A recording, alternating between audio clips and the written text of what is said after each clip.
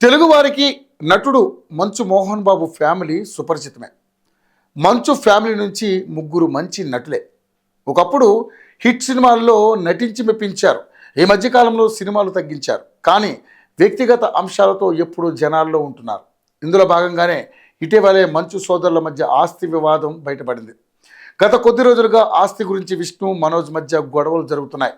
ఈ వివాదం తెలుగు రాష్ట్రాల్లో హాట్ టాపిక్గా మారింది. ముఖ్యంగా గత వారం మొత్తం మంచు ఫ్యామిలీకి సంబంధించిన వివాదాలే హైలైట్గా నిలిచాయి. బిగ్ బాస్ హౌస్ను మించిన ట్విస్టులతో వీరి కుటుంబ వ్యవహారం రచ్చకెక్కింది. ఈ వివాదంతో మంచు మనోజ్ బాధితుడిగా మిగిలాడు. మొత్తంగా ఈ ఎపిసోడ్ మొత్తంలో మంచు విష్ణుని విలన్గా నిలిచాడు. విష్ణుకు వైసీపీ నుంచి మద్దతు ఉంది కాబట్టి మనోజ్ కూడా రాజకీయంగా బలపడాలనే నిర్ణయానికి మనోజ్ దంపతులు వచ్చినట్లుగా తెలుస్తోంది. అందుకు శోభా నాగిరెడ్డి జయంతి ఉత్సవాలు వేదికగా మలుచుకున్నారు. ఇవాళ ఆమె జయంతి. ఈ సందర్భంగా ఉమ్మడి కర్నూలు జిల్లా నుంచి భారీగా నేతలు, అభిమానులు తరలివస్తున్నారు. ఈ నేపథ్యంలో రాజకీయాలపై ప్రకటన చేస్తే బాగుంటుందని మనోజ్ భావిస్తున్నట్లుగా తెలుస్తోంది. ఇప్పటికే 1000 కార్లతో మనోజ్, మౌనిక దంపతులు ఆళ్లగడ్డకు చేరుకున్నారు. ఇంతకీ మంచు మనోజ్, మౌనిక చూపు ఎటువైపు ఉంది? టీడీపీ, బీజేపీ, జనసేన, వైసీపీ ఎటువైపు అన్నది ఇప్పుడు ఆసక్తికరంగా మారింది.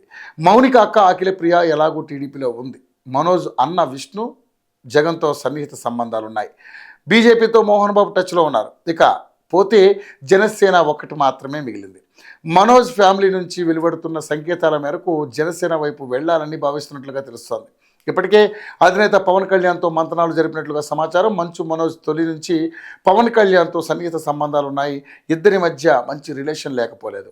ఈ లెక్కన మనోజ్ దంపతులు భూమా ఘాట్ నుంచి రాజకీయ ప్రకటన చేయవచ్చని అంటున్నారు.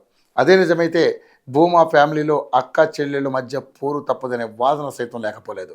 మంచు మనోజ్ దంపతులు రాజకీయాల్లోకి ఎంట్రీ ఇస్తారా, రాజకీయంగా ఏం చేయబోతున్నారనేది ఇప్పుడు సినీ రాజకీయ వర్గాల్లో ఆసక్తికరంగా మారింది. ఒకవేళ జనసేన వైపు వెళితే అఖిలప్రియ వర్సెస్ మౌనిక అన్న ఫైట్ తప్పదని అంటున్నారు.